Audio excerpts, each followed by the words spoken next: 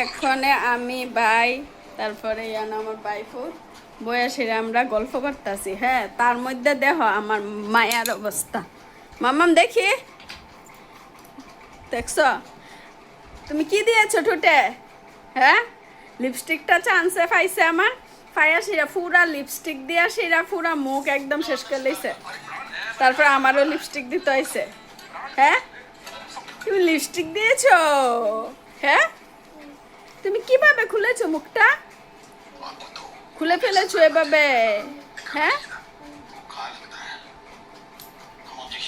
তো এখন কি করবে? নাচবে? হ্যাঁ, নাচবে? কি গান লাগাবো? হ্যাঁ, দেখছিস নি কি তা করছে মুখটা?